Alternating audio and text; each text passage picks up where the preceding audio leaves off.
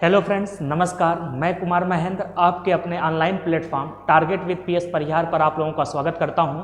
तो एक बार सभी लोग के जुड़ जाइए और आज हम लोग पढ़ेंगे ज्योग्राफी का जो हमारा लेक्चर 8 है, इंटरनल स्ट्रक्चर ऑफ अर्थ। तो वर्ल्ड ज्योग्राफी के अंतर्गत हम लोग आज पढ़ेंगे इंटरनल स्ट्रक्चर ऑफ अर्थ अर्थात पृथ्वी की आंतरिक संरचना। जो और आज का जो लेक्चर है यह आप लोगों के एग्जाम के लिए क्या है, बहुत इंपॉर्टेंट है। तो बार बार यहाँ से प्रश्न आपके एग्जाम में क्या किए जाते हैं, पूछे जाते हैं। तो आइए चलिए शुरुआत करते हैं इंटरनल स्ट्रक्चर ऑफ अर्थ और पृथ्वी को समझने का क्या करते हैं, प्रयास करते हैं। अब तक हम लोग पृथ्वी के बाहर बाहर देखे हैं, अब हम लोग पृथ्वी के क्या करेंगे, अंदर जाएंगे और उसको देखने का क्या करेंगे, प्रयास करेंगे। तो आइए चलिए देखते हैं। तो देखिए आज हम लोगों को बात करनी है पृथ्वी की आंतरिक संरचना अर्थात इंटरनल स्ट्रक्चर ऑफ अर्थ। तो बिल्कुल कंसंट्रेट हो जाइए और इस लेक्चर को अधिक से अधिक लोगों को क्या कर दीजिए, शेयर कर दीजिए और वीडियो को लाइक कर दीजिए और चैनल पर नए हो तो सब्सक्राइब भी कर दीजिए, ठीक है। तो बिल्कुल देखिए चैनल को आप लोग सब्सक्राइब कर दीजिए, बेल आइकन को दबाना बिल्कुल मत भूलिएगा, इस घंटी को, जिससे नोटिफिकेशन मिलती रहेगी। और वीडियो को शेयर भी कर दीजिए और ये लाइक भी कर दीजिएगा अगर सेशन अच्छा लगेगा, नहीं तो डिसलाइक भी कर सकते हैं। और चलिए आइए देखिए, अगर हम लोग बात करें तो हम लोगों को डिस्कस करना है पृथ्वी के आंतरिक संरचना पर। किस पर बात करनी है हम लोगों को, पृथ्वी के आंतरिक संरचना पर। तो आइए देखिए सबसे पहले हम लोग बात करते हैं पृथ्वी की आंतरिक संरचना पर। तो देखिए बच्चों, आज जो हम लोगों को पढ़ना है पृथ्वी की आंतरिक संरचना। तो पहले आप लोग समझने का प्रयास करिए एक एक चीज को, फिर इसके बाद मैं आपको फिगर के माध्यम से दिखा करके बताऊंगा कि कैसे पृथ्वी की आंतरिक संरचना को हम लोगों को पढ़ना है। अर्थात देखिए internal structure of earth, internal structure of earth, इसके बारे में क्या करना है, डिस्कस करना है हम लोगों को कि जो पृथ्वी की आंतरिक संरचना है इसके बाद हम लोग कैसे इसको पढ़ेंगे। तो आइए देखिए इसकी शुरुआत करते हैं पृथ्वी की आंतरिक संरचना को और समझने का क्या करते हैं, प्रयास करते हैं, ठीक है। तो देखिए अगर हम लोग पृथ्वी की आंतरिक संरचना की बात करें, जैसे देखिए यह हमारी क्या है, पृथ्वी है, यह हमारी क्या है, पृथ्वी है।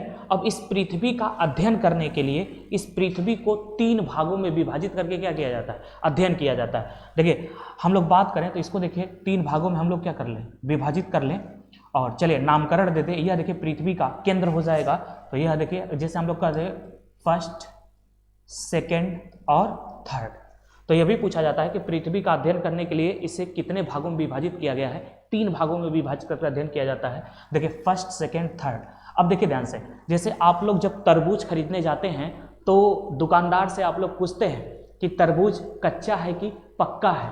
बस मतलब आप लोग पूछते हैं भैया दिखा दो तरबूज कच्चा है कि पक्का है। कोई नहीं कहता कि दीदी जी तरबूज दिखा दीजिए, क्योंकि दीदी जी तो तरबूज बेचती ही नहीं है। तो सभी लोग कहते हैं भैया जी दिखा दीजिए, वो तरबूज दिखा देता है। अब इसके बाद आप लोगों को अच्छा टेस्ट करना होता है कि यह मीठा है कि तीखा है कि नमकीन है कि यह पका है कि नहीं। तब इसके लिए जो तरबूज वाला होता है, जो बेचता है, वह इसको क्या कर देता है, इसे कट कर देता है और कट करके आप लोगों को निकाल करके क्या करता है, दिखाता है, निकाल करके दिखाता है कुछ इस तरीके से। तब इसके बाद आप लोग, कुछ लोगों को रहा नहीं जाता है, अब यह वाला भाग क्या करते हैं, कट करके उसको टेस्ट भी कर जाते हैं कि मीठा है कि तीखा है कि नमकीन है। फिर इसके बाद देखिए क्या करता है, वो इसको उठा करके इसी में लगा करके प्लास्टिक में पैक करके आप लोगों को क्या कर देता है, दे देता है। तो चलिए देखिए हम लोग भी क्या किए कि पृथ्वी को ऐसे देखिए कट कर दिया गया और कट करके इसको क्या कर दिया गया, बाहर कर दिया गया। तो यह देखिए आपका फर्स्ट, सेकेंड और ये क्या है आपका थर्ड है। तो इस प्रकार से पृथ्वी का क्या किया जाएगा, अध्ययन किया जाएगा। तो पृथ्वी को देखिए 3 भाग में क्या करके, बांट करके अध्ययन किए। जैसे देखिए अब हम लोग बात करते हैं, पहले समझते हैं फिर एक एक फिगर के माध्यम से मैं आपको समझाऊंगा। अब इसको देखिए समझने का प्रयास करें। तो हम लोग बात करें कि जो पृथ्वी का आंतरिक संरचना है, देखिए इसको अगर हम लोग बात करें कि जो आपकी पृथ्वी की आंतरिक संरचना है तो इसका हम लोग अध्ययन कैसे करेंगे, इसको समझते हैं। देखिए यह जो आपका पृथ्वी की जो आपकी आंतरिक संरचना की बात करें, संरचना का अगर हम लोग अध्ययन करें, देखिए हम लोग अपने सुविधा के अनुसार इसको कुछ बांट लेते हैं अध्ययन करने के लिए। तो देखिए इसको सुविधा के अनुसार अगर हम लोग अध्ययन करने की बात करें तो देखिए एक हम लोग इसका अध्ययन करेंगे नामकरण के आधार पर। किसके आधार पर? देखिए नामकरण के आधार पर, नामकरण के आधार पर, on the basis of nomenclature, आधार पर, on the basis of nomenclature. पहला देखिए नामकरण के आधार पर हम लोग पढ़ने का प्रयास करेंगे। दूसरा देखिए अगर हम लोग बात करें तो वह पढ़ेंगे हम लोग रासायनिक संरचना के आधार पर, रासायनिक संरचना के आधार पर, ठीक है। तीसरा देखिए अगर हम लोग बात करें, जब रासायनिक संरचना के आधार पर पढ़ लेंगे, एक नामकरण के आधार पर, रासायनिक संरचना के आधार पर, फिर इसके बाद देखिए हम लोग तीसरा बात करेंगे घनत्व के आधार पर, घनत्व के आधार पर, और चौथा हम लोग बात करेंगे अवस्था के आधार पर। किसके आधार पर बात करेंगे? अवस्था के आधार पर, अवस्था के आधार पर। तो देखिए on the basis of stage, इन सब चीज़ों की हम लोग क्या करेंगे? बात करेंगे। एकदम प्यार से समझिए, ध्यान से समझिए, चीज़ें बिल्कुल क्या हो जाएंगी, आपको समझ में आ जाएगी। तो एक तो देखिए हम लोग बात करेंगे नामकरण के आधार पर, दूसरा हम लोग बात करेंगे रासायनिक संरचना के आधार पर, तीसरा हम लोग बात करेंगे घनत्व के आधार पर, चौथा हम लोग बात करेंगे अवस्था के आधार पर। तो आइए सबसे पहले हम लोग देखते हैं नामकरण के आधार पर। किसके आधार पर देखते हैं? नामकरण के आधार पर। जहां पर नहीं समझ में आएगा पूछते रहिएगा आप लोग। तो देखिए अगर हम लोग नामकरण के आधार पर बात करें तो आइए देखिए इसको समझने का प्रयास करते हैं नामकरण के आधार पर। देखिए यह आपकी हम लोग पृथ्वी की बात किए थे, यह देखिए आपका क्या हो गया? पृथ्वी हो गया। अब इसको देखिए क्या कर दिया गया है, हमने कहा था इसको 3 भागों में बांटा गया था। कितने भागों में बांटा गया था? 3 भागों में। चलिए तो अब इसका नामकरण किया जाए तो जो यह पहला है इसको देखिए क्रस्ट बोलते हैं। क्या बोलते हैं आपका? क्रस्ट। क्रस्ट, इसी को कभी कभी भूपरपट्टी भी कह देता है। क्या कह देता है? भूपरपट्टी। देखिए भूपरपट्टी, भूपरपट्टी इसको बोलता है, भूपरपट्टी। फिर इसके बाद देखिए हम लोग बात करें तो इसको देखिए मेंटल बोलता है। दूसरा आपका क्या है? मेंटल। मेंटल अर्थात देखिए इसको देखिए मेंटल अर्थात प्रवार। और तीसरा देखिए आपका जो है इसको कोर कहा जाता है। क्या कहा जाता है? कोर। ठीक है, तो यह देखिए आपका केंद्र वाला सेक्शन कोर, और यहाँ पर पृथ्वी का क्या है? कोर है। अब देखिए अगर हम लोग बात करें क्रस्ट की तो यह जो क्रस्ट है आपका, एक तरह से बात करें तो यह देखिए अगर औसत रूप से लिया जाए तो 34 किलोमीटर की गहराई में है। ठीक है, वैसे 0 से लेकर 100 तक होता है, लेकिन औसत रूप से 34। अगर मेंटल की गहराई की बात करें तो यह आपका 2900 किलोमीटर की गहराई में है। कितना है आपका? 2900 किलोमीटर। अगर हम लोग सेंटर की बात करें तो यह देखिए आपका 6371 किलोमीटर है। अगर आप पृथ्वी के सतह से और पृथ्वी के आंतरिक भाग में चले जाएंगे, अर्थात इसके सेंटर में चले जाएंगे 6371 किलोमीटर की गहराई में, तो आप पृथ्वी के सेंटर पर पहुंच जाएंगे। और इतना और चले जाएंगे तो इस पार से कहाँ चले जाएंगे? उस पार। तो जो हम लोग पृथ्वी का केंद्र है वह 6371 किलोमीटर। तो देखिए मैंने क्या बताया कि जो सबसे ऊपरी परत है इसको क्रस्ट, फिर मेंटल, इसके बाद क्या है? कोर। तो नामकरण के आधार पर इसको बांटा गया। जो पहला था उसको क्रस्ट, दूसरा मेंटल, तीसरा क्या है? Core. Crust, mental, core, crust, mental, core. ठीक है, तो जो यह क्रस्ट है आपका 34 किलोमीटर, मेंटल 2900 किलोमीटर, और जो कोर है आपका 6371 किलोमीटर। कभी कभी देखेंगे तो यहाँ 0 to 100 किलोमीटर देता है, लेकिन औसत रूप से बात करें तो कहीं कहीं 30 भी देता है, कहीं कहीं 34 भी देता है। चलिए फिर यह देखिए 2900 किलोमीटर, ये 6371 किलोमीटर। तो देखिए हम लोग नामकरण कर दिए, अर्थात देखिए यह आपका पहला क्रस्ट, दूसरा मेंटल, और तीसरा आपका क्या है? कोर है। और इसकी हम लोग गहराई भी देख लिए। अब देखिए दूसरा अगर हम लोग बात करें, किसके आधार पर बात करेंगे?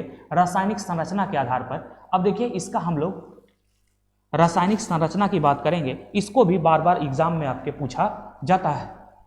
तो ये देखिए क्रस्ट हो गया, मेंटल हो गया और कोर हो गया। देखिए crust, mental, core, crust, mental, core, crust, mental, core. इतनी बातें क्लियर। अब देखिए आइए अब इसका हम लोग देखते हैं कि जो क्रस्ट है इस क्रस्ट को क्या बोलते हैं। देखिए अगर हम लोग क्रस्ट की बात करें तो क्रस्ट में जो हमारा क्रस्ट वाली है, जो भूपरपट्टी है, इस क्रस्ट में ठीक है सिलिकॉन और एल्युमिनियम की क्या पाई जाती है? अधिकता पाई जाती है, जिसके कारण इसको सियाल के नाम से जाना जाता है। जो मेंटल है, मिल्टन में, ठीक है, मैग्नीशियम और, ठीक है, सीमा अर्थात सिलिकॉन और मैग्नीशियम की क्या पाई जाती है, अधिकता पाई जाती है, जिसको इसको सीमा, और तीसरा जो है निफे, निकिल और फेरस की अधिकता के कारण कोर को निफे के नाम से जाना जाता है। अब देखिए जो यह पहला है, अर्थात देखिए यह क्रस्ट है, यह मेंटल है, और यह आपका क्या है, कोर है। अगर हम लोग क्रस्ट की बात करें तो क्रस्ट को देखिए हम लोग सियोल, सियोल के नाम से जानेंगे।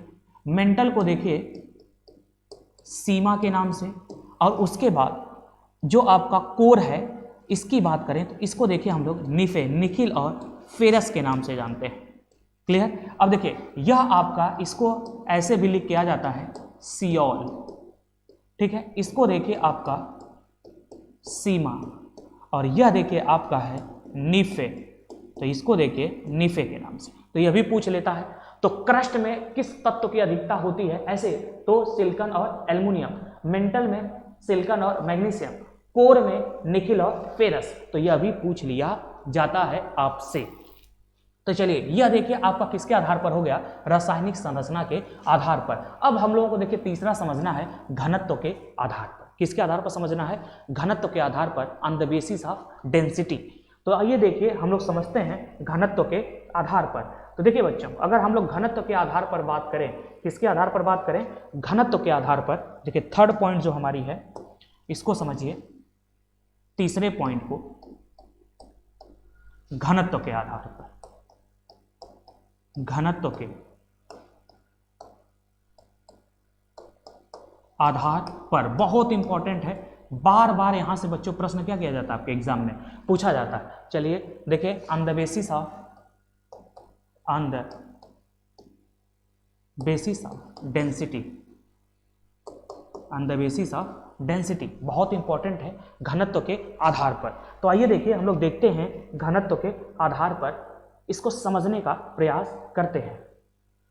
देखिए हम लोग बात करें तो अभी हम लोगों ने जस्ट देखा,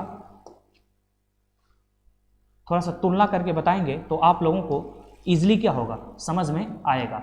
हम लोग देखिए ऐसे देख लिए कि यह वाला आपका क्या है, क्रस्ट है, सबसे ऊपरी परत जो है यह आपकी क्रस्ट है, फिर देखिए दूसरी परत जो है यह आपकी मेंटल है, और तीसरी जो है आपकी यह क्या है, कोर है। इस पर हम लोग बात कर लिए। अब देखिए घनत्व के आधार पर बात करें, कुछ बेसिक चीजें समझिए। देखिए घनत्व की बात करें तो जो पृथ्वी है, कौन है आपका, पृथ्वी, पृथ्वी की बात करें तो यह ग्रहों में,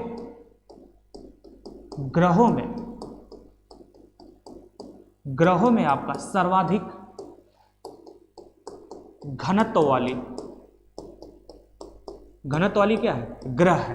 तो पृथ्वी जो है ग्रहों में सर्वाधिक घनत्व वाली क्या है, ग्रह है। अगर हम लोग इसके घनत्व की बात करें कि जो इसकी डेंसिटी है, डेंसिटी की बात करें तो आपका 5.5 ग्राम प्रति सेंटीमीटर क्यूब है। तो इसका जो घनत्व है आपका 5.5 ग्राम प्रति सेंटीमीटर क्यूब है। तो कभी भी पूछा जाए आपसे कि जो पृथ्वी का औसत घनत्व है, यह देखिए कौन सा घनत्व है, औसत घनत्व है, औसत घनत्व है, तो यह पृथ्वी का आपका औसत घनत्व है। तो जब कभी भी पूछा जाए कि ग्रहों में सर्वाधिक घनत्व वाला ग्रह कौन है, तो पृथ्वी है। तो पृथ्वी का जो औसत घनत्व है वह 5.5 ग्राम प्रति सेंटीमीटर क्यूब है। अब इसके बाद चलिए आइए थोड़ा सा और इसके घनत्व के समझने का प्रयास करते हैं। अब देखिए इसको घनत्व के आधार पर क्या किया गया है, बांटा गया है। किसके आधार पर, घनत्व के आधार पर इसको बांटा गया है। तो जैसे देखिए यह आपकी क्या है, पृथ्वी है, यह आपकी पृथ्वी है। चलिए इसको बांटने का काम किया जाए तो देखिए यह आपका क्रस्ट है, ये देखिए आपका मेंटल है, और ये देखिए आपका क्या है, कोर है। तो समझने के लिए देखिए समझ लीजिए। अब देखिए क्रस्ट की बात हो गई, अब फिर इसको हम लोग एक बार डिवाइड करते हैं। देखिए एक बार और डिवाइड किया जाए तो देखिए घनत्व के आधार पर इसको क्या किया गया है, घनत्व के आधार पर इसको बांटा गया है। घनत्व के आधार पर क्या किया गया है, बांटा गया है। तो जैसे अभी हम लोग बात करेंगे कि यह घनत्व बढ़ता कैसे, उसकी भी बात करेंगे। देखिए घनत्व के आधार पर बांटा गया है। तो अब देखिए क्रस्ट को दो भागों में बंट गया, तो यह वाला जो है अपर क्रस्ट है, अर्थात देखिए ऊपरी क्रस्ट, यह देखिए आपका ऊपरी क्रस्ट हो गया, और यह देखिए आपका निचला क्रस्ट है। यह आपका कौन सा क्रस्ट है, निचला क्रस्ट। यह देखिए ऊपरी मेंटल है, ऊपरी मेंटल। यह देखिए आपका निचला मेंटल, निचला मेंटल। यह वाला देखिए आउटर कोर है, आउटर कोर। और यह देखिए आपका इनर कोर है, इनर कोर, ठीक है। अर्थात देखिए यह बाह्य कोर है, बाह्य कोर। और यह देखिए आपका आंतरिक कोर है,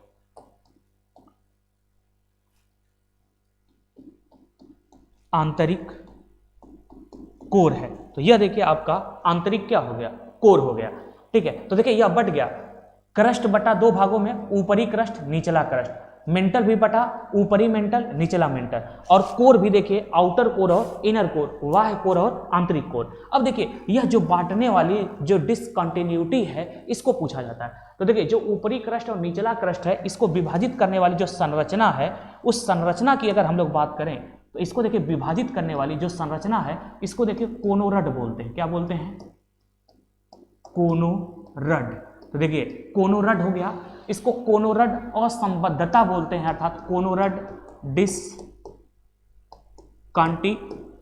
बोलते हैं, ठीक है, कोनोरड असंबद्धता। तो देखिए जो कोनोरड असंबद्धता है यह ऊपरी मेंटल को निचले मेंटल से क्या कर रहा है, विभाजित कर रहा है। अब इसके बाद देखिए जो क्रस्ट को मेंटल से विभाजित करता है यह वाली जो संरचना है, देखिए इसको मोहो बोलते हैं। इसको क्या बोलते हैं, मोहो। तो इसको देखिए मोहो असंबद्धता या मोहो डिसकंटिन्यूटी बोलते हैं। तो देखिए कोनोरड हो गया, मोहो हो गया। अब इसके बाद देखिए यह जो है जो ऊपरी मेंटल और निचला मेंटल को विभाजित करता है, इसके नामकरण की अगर बात करें तो इसका नाम है रेपेती। इसका नाम क्या है, रेपेती। तो देखिए यह आपका रेपेती असंबद्धता हो गया। अब इसके बाद देखिए जो मेंटल को जो कोर से विभाजित करेगा यह वाली संरचना, इसको देखिए गुटेनबर्ग बोलते हैं। इसको क्या बोलते हैं, गुटेनबर्ग। तो गुटेनबर्ग असंबद्धता जो है यह मेंटल को कोर से विभाजित करता है, और आउटर कोर को इनर कोर में अगर कोई विभाजित करता है उस संरचना को बोलते हैं लेहमन। क्या बोलते हैं, देखिए लेहमन, लेहमन।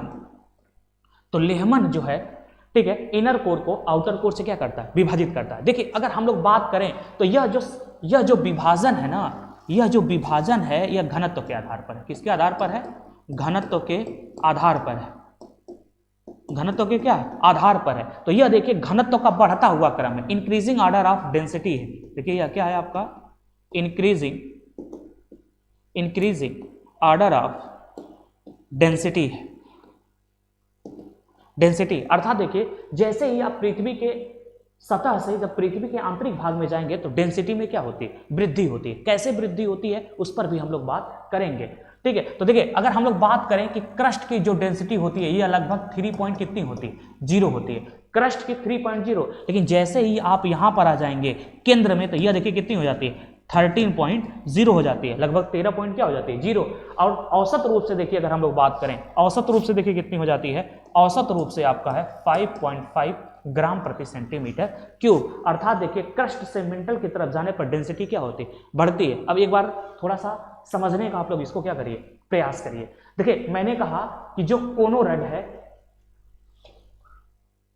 एक बार आप लोग समझिए एक चीज को। देखिए जो यह कोनोरड है, कोनोरड जो असंबद्धता है, डिसकंटिन्यूटी है, यह देखिए क्रस्ट को घनत्व के आधार पर क्या करती है, डिवाइड करती है। अर्थात कोनोरड की जो ऊपरी पार्ट है इसको ऊपरी क्रस्ट, जो निचला है इसको निचले क्रस्ट के नाम से जाना जाता है। फिर इसके बाद देखिए जो यह मोहो है, मोहो क्या करता है, या हम कह सकते हैं कि निचला क्रस्ट को ऊपरी मेंटल से विभाजित करता है, या तो क्रस्ट को मेंटल से क्या करता है, विभाजित करता है। फिर रेपेती देखिए क्या करता है, जो यह रेपेती असंबद्धता है यह देखिए ऊपरी मेंटल को निचले मेंटल से क्या करता है, विभाजित करता है। अब देखिए जो गुटेनबर्ग है, गुटेनबर्ग क्या कर रहा है, निचला मेंटल को ऊपरी कोर से विभाजित कर रहा है, या मेंटल को कोर से क्या कर रहा है, विभाजित कर रहा है। लेहमन की बात करें तो लेहमन देखिए क्या करेगा, आउटर कोर को इनर कोर से क्या करता है, विभाजित करता है। अब देखिए इसका क्रम लगाने के लिए कहेगा कि जो यह असंबद्धता है इसको आप क्रम से लगाइए, डेंसिटी के क्रम से लगाइए, अर्थात डेंसिटी के बढ़ते हुए या घटते हुए। तो सबसे पहले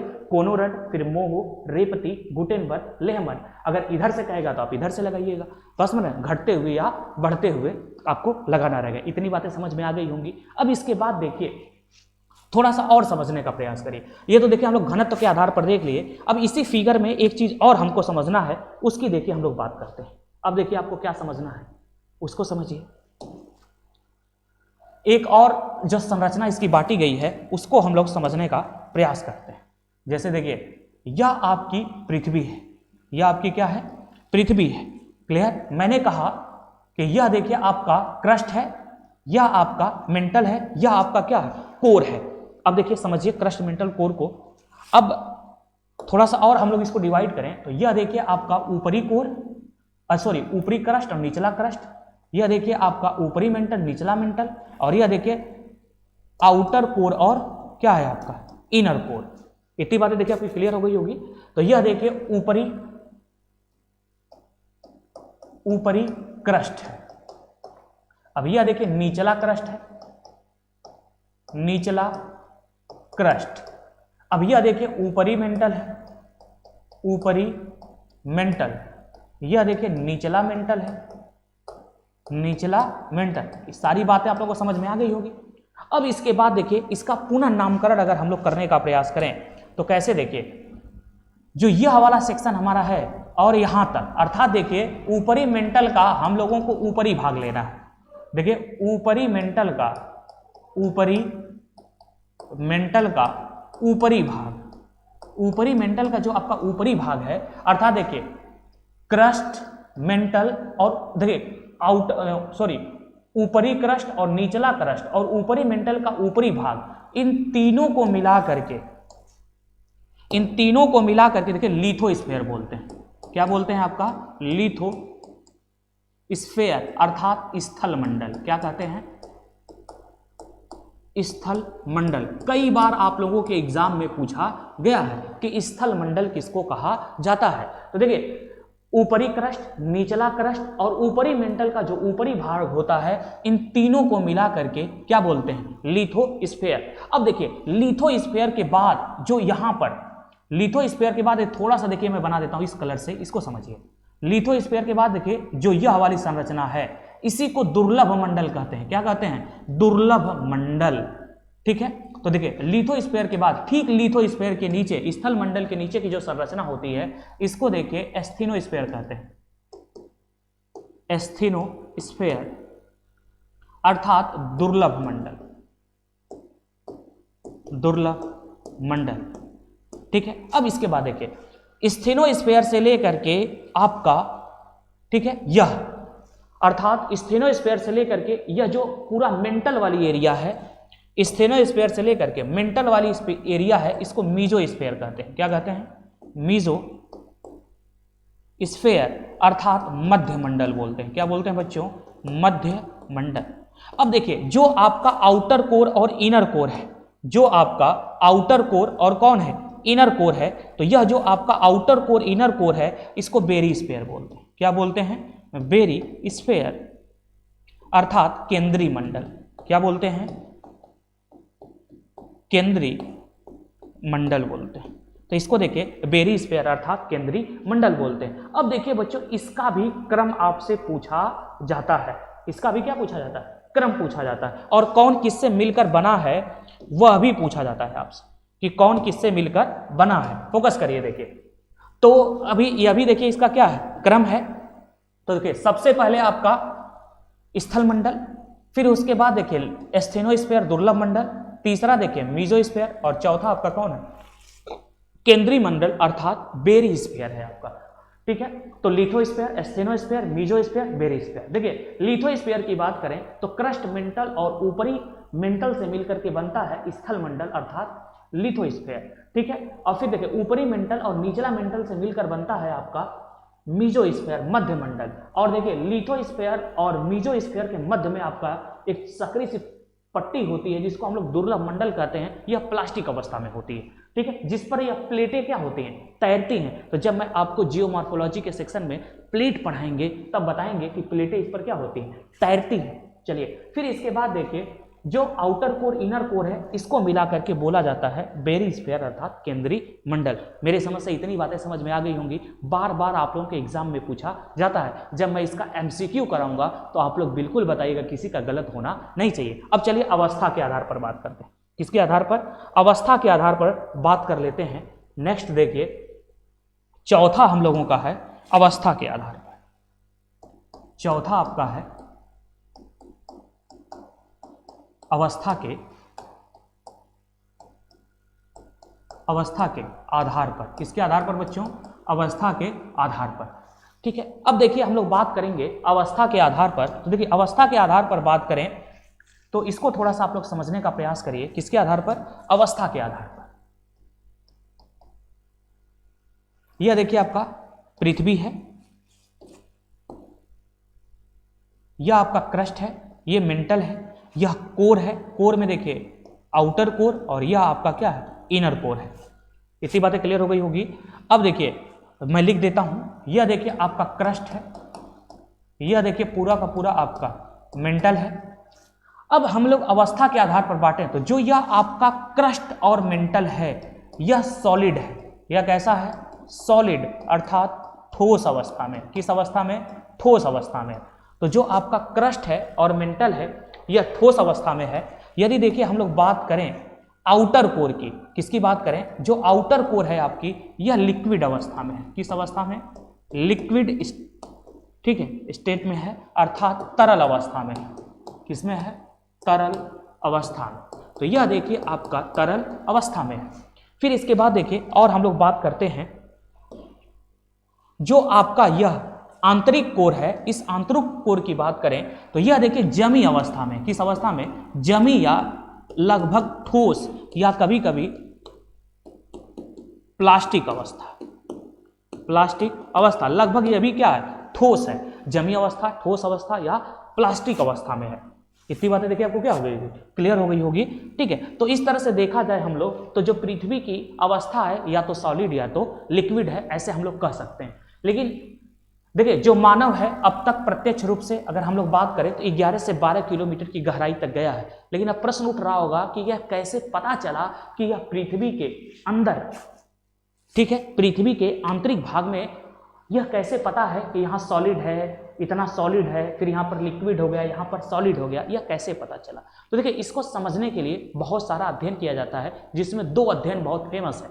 एक तो आपका भूकंप और दूसरा आपका क्या है? ज्वालामुखी। एक भूकंप है, एक ज्वालामुखी। तो जब हम लोग भूकंप और ज्वालामुखी पढ़ लेंगे और खास करके भूकंप, ठीक है, पृथ्वी के आंतरिक संरचना को जानने का सबसे बढ़िया अगर कोई स्रोत है तो वह है सिस्मोलॉजी, भूकंप शास्त्र। तो जब हम लोग भूकंप शास्त्र पढ़ लेंगे और भूकंप के बारे में तीनों वेव को पढ़ लेंगे, ठीक है, P और SL वेव के बारे में, तब आपको पता चलेगा कि कहाँ पर लिक्विड है और कहाँ पर सॉलिड है। तो मेरे समझ से आपको तीन चीजें समझ में आई होंगी। कितनी चीजें? तीन चीजें। देखिए मैंने आपको क्या बताया अब तक, इसको समझने का प्रयास करिए।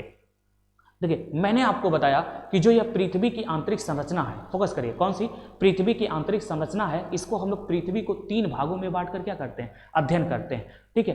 तो अब इसके बाद हम लोग अध्ययन के सुविधा के आधार पर इसको छोटे छोटे अध्यायों में बांट करके अध्ययन कर रहे हैं। पहला हम लोग पढ़े कि नामकरण के आधार पर। किसके आधार पर? नामकरण के आधार पर। हमने कहा कि जो पृथ्वी का सबसे ऊपरी भाग है इसको क्रस्ट बोलते हैं, फिर उसके बाद मेंटल है, फिर उसके बाद क्या है? कोर है। अगर हम लोग क्रस्ट की गहराई की बात करें तो जो यह क्रस्ट की गहराई है यह औसत रूप से 34 किलोमीटर की क्या है? गहराई है। अगर मेंटल की बात करें तो यह 2900 किलोमीटर तक है। अगर हम लोग कोर की बात करें तो यह आपका 63-71 किलोमीटर की गहराई तक है। इतनी बातें हो गई। फिर हम लोग नामकरण के आधार पर देखें। किसके आधार पर देखें? नामकरण के आधार पर। तो हमने कहा कि जो क्रस्ट वाली एरिया होती है, इस क्रस्ट वाली एरिया को हम लोग सियोल के नाम से जानते हैं, अर्थात सिलिकॉन एवं एल्युमिनियम के नाम से। फिर उसके बाद जो मेंटल वाली एरिया है इसको सीमा अर्थात सिलिकॉन एंड, ठीक है, मैग्नीशियम के नाम से जानते हैं। जो कोर वाली एरिया है इसको हम लोग निकिल और फेरस के नाम से अर्थात नीफे के नाम से जानते हैं। फिर इसके बाद देखिए हम लोग देखने का प्रयास किए, ठीक है, घनत्व के आधार पर। तो मैंने आपको बताया कि जो पृथ्वी है सभी ग्रहों में सर्वाधिक घनत्व वाली ग्रह है, जिसका ग्रह जो है, जिसका घनत्व जो है, डेंसिटी है, वह 5.5 ग्राम प्रति सेंटीमीटर क्यूब है। जब हम लोग इसको घनत्व के आधार पर अध्ययन करने का प्रयास किए तो हम लोग इसको बांटे, तो जो क्रस्ट था इसको दो घनत्व के आधार पर जब इसको विभाजित किया गया, ठीक है, इसकी असंबद्धता बनी, तो वह जो विभाजित करने वाली संरचना है उसका नाम है कोनोरड।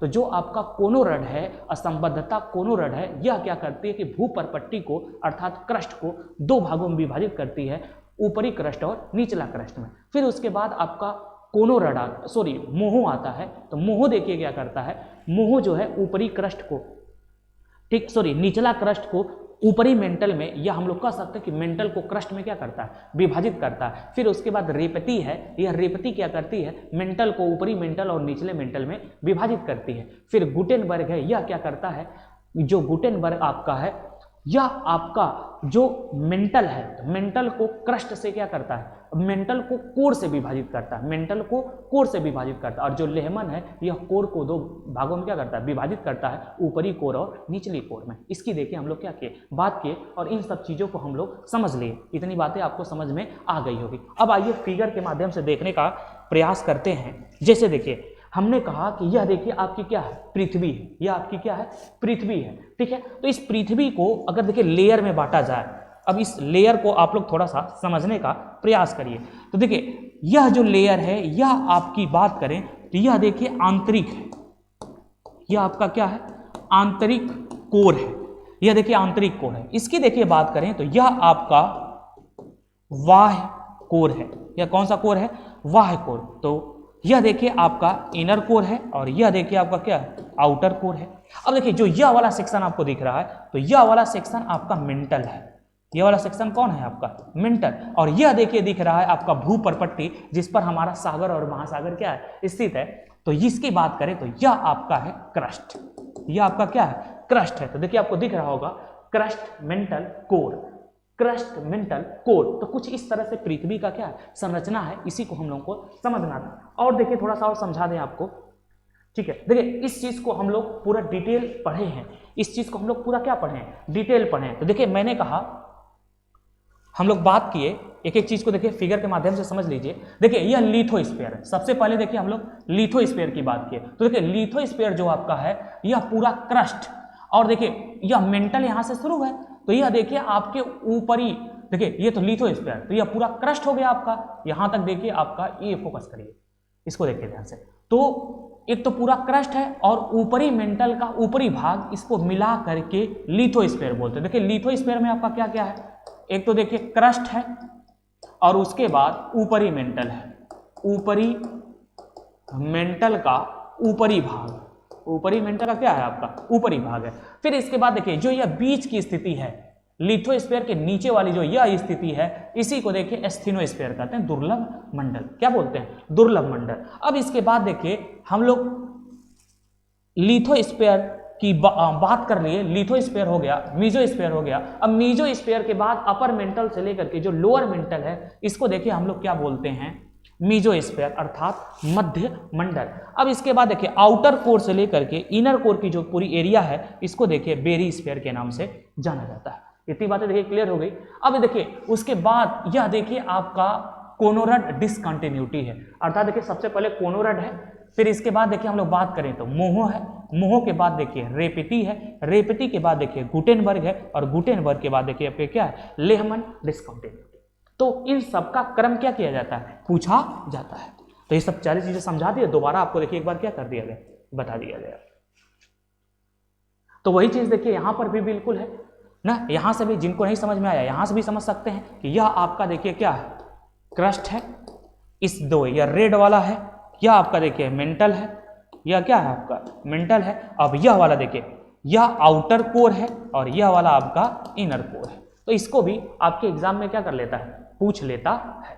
तो मेरे समझ से आपको यह चीजें समझ में आ चुकी होगी। तो फर्स्ट पार्ट में हम लोग यहीं पर रोकते हैं, आगे हम लोग पढ़ेंगे, ठीक है, तापमान के आधार पर पृथ्वी का आंतरिक भाग का अध्ययन, दाब के आधार पर पृथ्वी के आंतरिक भाग का अध्ययन, ठीक है। इन दो चीज बहुत इंपॉर्टेंट है, एक ताप के आधार पर और एक दाब के आधार पर। एक ज्वालामुखी के आधार पर और एक भूकंप के आधार पर। ठीक है, इसको हम लोग अगले वीडियो में पढ़ेंगे। फिर उसके बाद बात करेंगे कि पृथ्वी के अंदर कौन कौन से एलिमेंट पाए जाते हैं, अर्थात पृथ्वी के क्रस्ट पर कौन से एलिमेंट पाए जाते हैं और पृथ्वी के मेंटल ना, ऐसे समझिए पृथ्वी के भूप्रपट्टी पर किन तत्वों की अधिकता होती है। अर्थात देखिए भूप्रपट्टी पर सबसे अधिक ऑक्सीजन पाया जाता है, लेकिन संपूर्ण पृथ्वी पर क्या सबसे अधिक पाया जाता है, लोहा पाया जाता है। एटमॉस्फेयर में सबसे अधिक क्या पाया जाता है, नाइट्रोजन पाया जाता है। बस समझ रहे हैं ना। सूर्य में सबसे अधिक क्या पाया जाता है, हाइड्रोजन पाया जाता है ना। तो इन सब चीजों पर हम लोग क्या करेंगे, डिस्कस करेंगे पूरा डिटेल में कि कहां पर क्या क्या पाया जाता है, और सारा अध्ययन पढ़ेंगे, तब आपके जाकर इंटरनल स्ट्रक्चर क्या होगा, कंप्लीट होगा। तो चलिए बहुत बहुत धन्यवाद। आप लोगों को ये वीडियो कैसी लगी कमेंट करके बताइएगा, फिर इसका दूसरा पार्ट आप लोगों के लिए क्या करेंगे, बनाएंगे। बहुत बहुत आप लोगों को धन्यवाद।